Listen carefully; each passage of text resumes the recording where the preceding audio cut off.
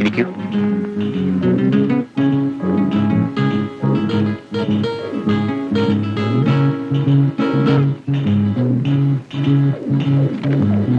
കഴിക്കാൻ എന്താ വേണ്ടത്? എന്തെങ്കിലും. Vegetable cutlets, chicken noodles, fried rice. Thanks sir.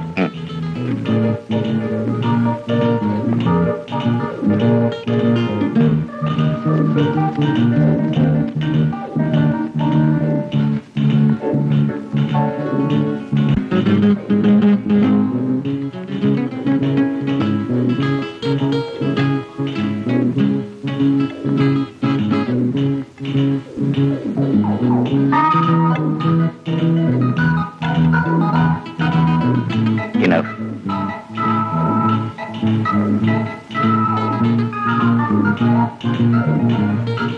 കൈ കൊണ്ടു.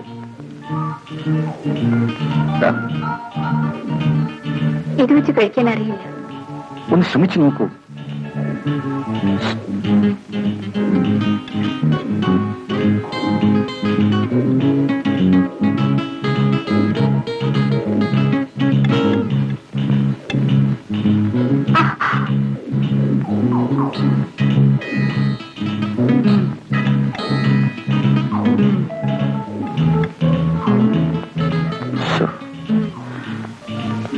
ഭരത്, ഭരത്,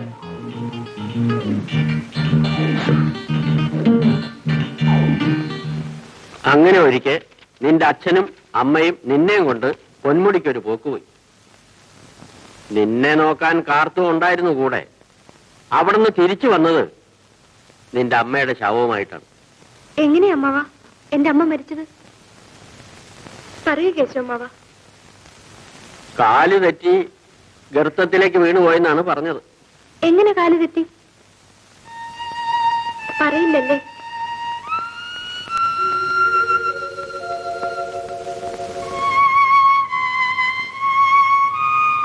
എനിക്കറിയാവുന്നവരെ ഞാൻ പറഞ്ഞു. അവിടുന്ന് അങ്ങോട്ട് ആർക്കറിയാം? അവരോട് ചോദിക്കും. പറഞ്ഞു തുടങ്ങിയത് പറഞ്ഞു തീർക്കണമല്ലോ. അതിനുശേഷം നിന്റെ അച്ഛൻ നാവ് മുറിച്ചു കളഞ്ഞ പോലെയായി. ആട്ടവുമില്ല, മിണ്ടാട്ടവുമില്ല. ഞാൻ അച്ഛനോട് പറഞ്ഞു എനിക്കൊന്ന് പൊന്മുടി കാണണമെന്ന്. മറുപടിയും കിട്ടിയല്ലോ. കിട്ടി. പൊന്മുടി എന്ന പേര് പോലും കേൾക്കുന്നത് ദിവാകരന് ഇഷ്ടമല്ല. എന്തായാലും എനിക്കവിടെ പോണം. അമ്മ വീണ് മരിച്ചെടുത്ത്. നിങ്ങളൊക്കെ എന്തോ മറച്ചു പിടിക്കുന്നുണ്ട്. ഞാൻ എന്റെ അമ്മയെ പറ്റിയല്ലേ ചോദിക്കുന്നത്. എന്തായാലും എന്നോട് പറഞ്ഞാലെന്താ? അതിനെന്തെങ്കിലും പറയാനുണ്ടായിട്ട് വേണ്ടേ? കാർത്തി ചേച്ചിയും പറയില്ലല്ലേ? കണ്ടതും കേട്ടതും ഒക്കെ ഞാനും പറഞ്ഞു. ഇനി എന്താന്നാ?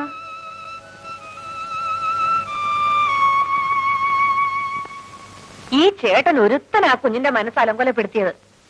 എടി കാർത്തു, സൂക്ഷിച്ചു വേണം സംസാരിക്കാൻ. ഞാനും അത് തന്നെയാ പറയുന്നത്. അല്ലെങ്കിൽ പിന്നെ ആ കുഞ്ഞിങ്ങനൊക്കെ ചോദിക്കാൻ പറയുകയും ചെയ്യണോ? എടി കാല് തെറ്റിയ കാര്യം പറഞ്ഞപ്പോ എന്റെ വാക്ക് തെറ്റിയതല്ല കുഴപ്പം. പൊന്മുടിയിലേക്ക് പോണോന്ന് പറഞ്ഞപ്പോ എല്ലാവരും എതിർക്കുന്നു. അതാ കാര്യം. മനസ്സിലായോ? എന്നാ പിന്നെ കുഞ്ഞിന്റെ മനസ്സൊന്ന് മാറ്റിയെടുക്കാൻ എന്താ ഇപ്പൊ ഒരു വഴി? ഞാനങ്ങ് പറഞ്ഞു തരാം. ആയാ കോയാന്നും പറഞ്ഞ് നീയും പോയതല്ലേ പൊന്മുടിക്ക്. എല്ലാം അങ്ങ് വെട്ടി തുറന്ന് പറഞ്ഞു കൊടുക്ക്. ആ നാശം പിടിച്ചവൻ അവിടെ വെച്ച് കണ്ടതും അത് കാരണം പിന്നെ അല്ലാതെ എന്തോന്ന് ചെയ്യൂടി? ഇത് കുഞ്ഞു ഒരു വാശിക്കാരിയാ. എനിക്കൊന്നും അറിഞ്ഞുകൂടാ എന്റെ ഈശ്വര.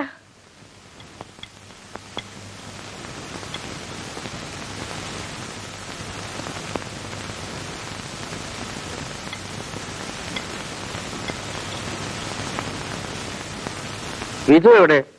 അവക്ക് ഊണൊന്നും വേണ്ടേ? അവള് മുറിയടച്ച് അകത്തിരിപ്പാ. എന്ത് പറഞ്ഞിട്ടും തുറക്കുന്നില്ല. അവക്ക് വിശക്കുന്നില്ലെന്ന്. അങ്ങനെ കൊണ്ട് വിശക്കായിരുന്നു ദിവാകരനുണ്ടോ? ഞാനിപ്പോ വിളിച്ചോണ്ട് വരാം.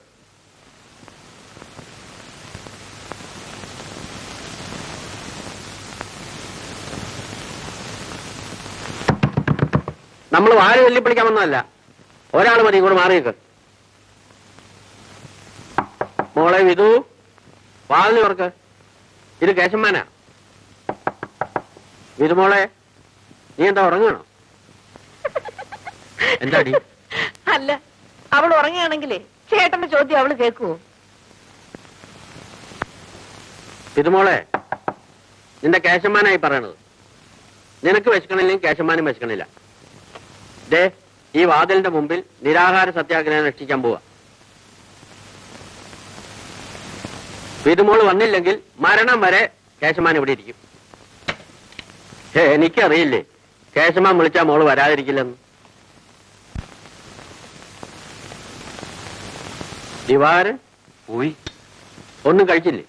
കഴിച്ചെന്ന് പറഞ്ഞാൽ കഴിച്ചു. കുഞ്ഞിന് വിളമ്പി കൊടുക്കും.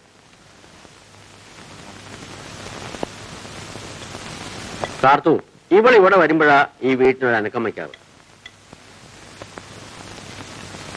ഈ കണക്കിനാണെങ്കിൽ വല്ലപ്പോഴും സംസാരിക്കുന്നത് നമ്മളും മിണ്ടാപ്രാണികളായിപ്പോ.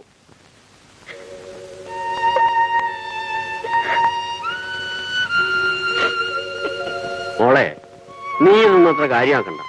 പൊന്മുടി ഒന്ന് പോയിട്ട് എന്ത് നേടാനാ? നിന്റെ അമ്മയുടെ ആത്മാവ് ഇവിടെ നിന്നോടൊപ്പം ഉണ്ടാവും. നേരെ കുഞ്ഞെ, നിന്റെ അമ്മയ്ക്ക് നിന്നെ അത്രയ്ക്ക് സ്നേഹമായിരുന്നു. നിന്നെ നോക്കാനായി എന്നെ ഇവിടെ നിർത്തിയത്. സത്യം പറഞ്ഞ എനിക്ക് ഒരു ജോലി ഉണ്ടായിരുന്നില്ല. എന്താ കാരണം? എപ്പോഴെങ്കിലും നിന്റെ അമ്മ നിന്നെ എന്റെ കയ്യിലോട്ടൊന്ന് തന്നിട്ട് വേണ്ടേ? മോൾ എന്നത്തെയും പോലെ ഇവിടെ പാട്ടും കളിയുമായി ചിരിച്ചു കഴിയണം. മുഖം ഉയർത്തിയിരിക്കും മോളെ. ഇങ്ങോട്ട് നോക്കിയേ.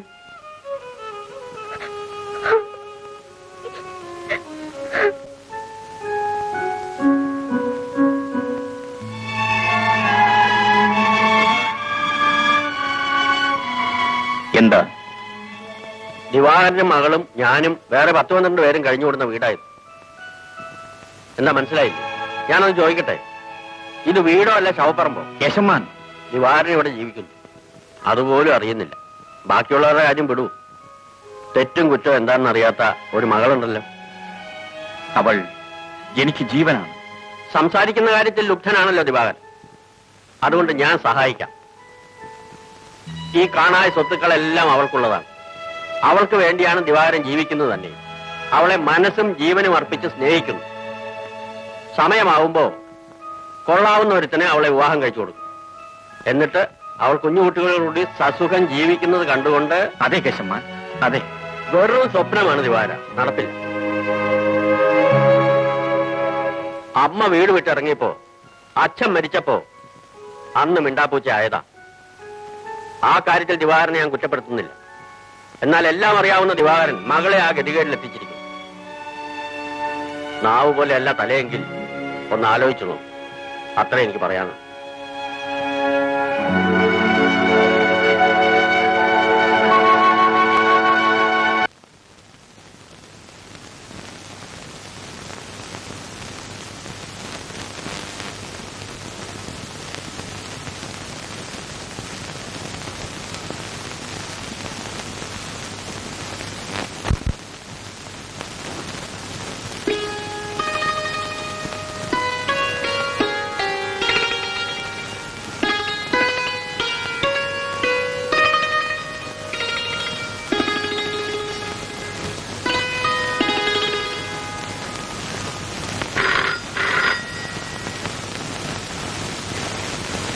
ഹലോ.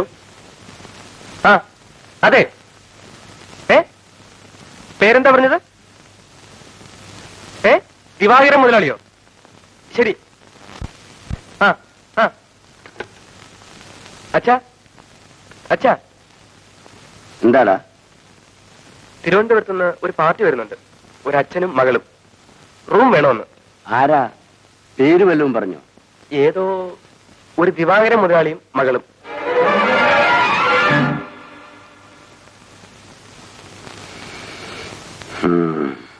എന്താണ് അച്ഛാ? ആ മനുഷ്യൻ തന്നെ ആയിരിക്കും. എന്തിനാണിപ്പോ ഇങ്ങോട്ട് കെട്ടി വലിക്കുണ്ടാവും? എന്താണ് അച്ഛാ അങ്ങേർക്ക് കുഴപ്പം? ഒന്നുമില്ല.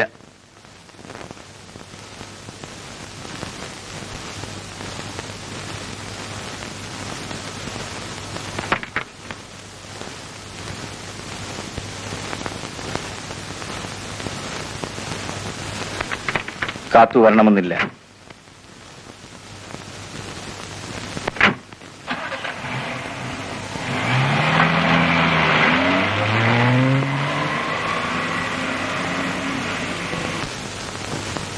പാവം എടുത്തൊരുങ്ങി വന്നിരിക്കാ പൊന്മുടി കാണാൻ പോവാൻ. എന്താണോ ചേട്ടാ എന്നെയൊക്കെ അർത്ഥം? എന്നെ കൂടെ കൊണ്ടുപോയി കൂടായിരുന്നോ? അവരെങ്ങോടാ പോന്നേ? പൊന്മുടിക്ക്. എന്തിനാ പോന്നേ? ഇത് കുഞ്ഞിന് പൊന്മുടി കാണണമെന്ന് പറഞ്ഞ്. എന്തുകൊണ്ടാ അവൾക്ക് ഇങ്ങനെ ആഗ്രഹം തോന്നിയത്? അവളുടെ അമ്മ അവിടെ വെച്ചാ. ആ അത് തന്നെ കാരണം. ഇപ്പൊ മനസ്സിലായോ? ഞാൻ ആ ദിവാരനോട് പറഞ്ഞു നിന്നെ കൂടെ കെട്ടിയെടുക്കണ്ടെന്ന്. അക്കാര്യം ഓർക്കുമ്പോ ഇന്നും എന്റെ കരള് പിടയ്ക്കുക. ആ അവിടെ എത്തുമ്പോ ആ കുഞ്ഞു ചോദിക്കും, നിന്റെ നാവ് പെടയ്ക്കും, നീ പറഞ്ഞു പോവും. മനസ്സിലായോ?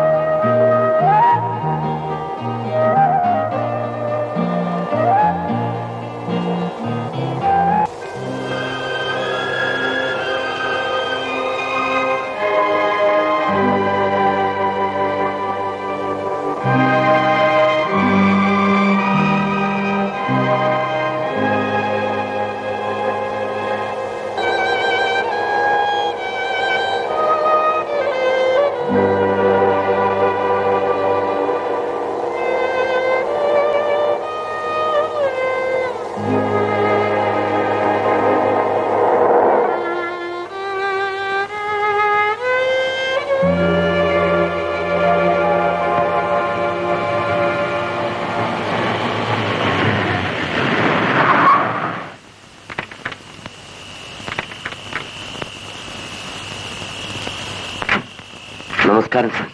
നമസ്കാരം. വരൂ സാർ. എടാ പെട്ടിങ് എടുത്തേ.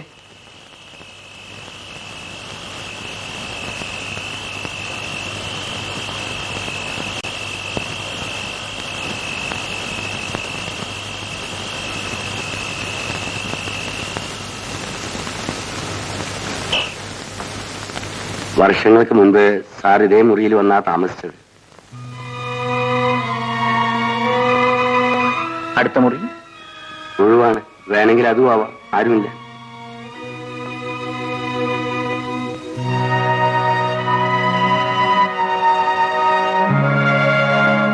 മിഥുവിന് ഒറ്റയ്ക്കൊരു മുറിയിൽ കഴിയാൻ പേടിയാകുമോ? ഇല്ലച്ചാ, എനിക്ക് ആ മുറി മതി. ഇവൾക്ക് ആ മുറി കൊടുത്തേക്കും. വരൂ കുഞ്ഞ്.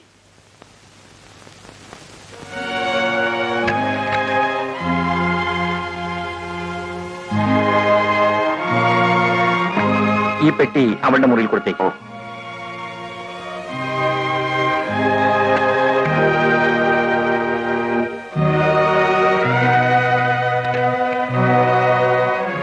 വല്ലതും കഴിക്കാൻ? എനിക്കൊന്നും വേണ്ട. അവളോട് ചോദിച്ചോ? ചോദിച്ചു. ഒന്നും വേണ്ടെന്ന് പറഞ്ഞു. ആ. ഇത് എന്റെ മകനാണ് രാജു. ഓ, അന്ന് വരുമ്പോ ഇവൻ കൊച്ചായിരുന്നു. ഇപ്പൊ എന്നെ സഹായിച്ചുകൊണ്ട് ഇവിടെ ഇങ്ങനെ. വാച്ചറുടെ അനിയൻ? അവൻ മരിച്ചു. പിറ്റേന്ന് തന്നെ ആത്മഹത്യ ചെയ്യുകയായിരുന്നു. ഞങ്ങൾ പോയിക്കോട്ടെ. രാവിലെ ചായയുമായി. ശരി. ഭാസ്കര. സാർ, നീ പോയിക്കോ, ഞാൻ വന്നേക്കാം.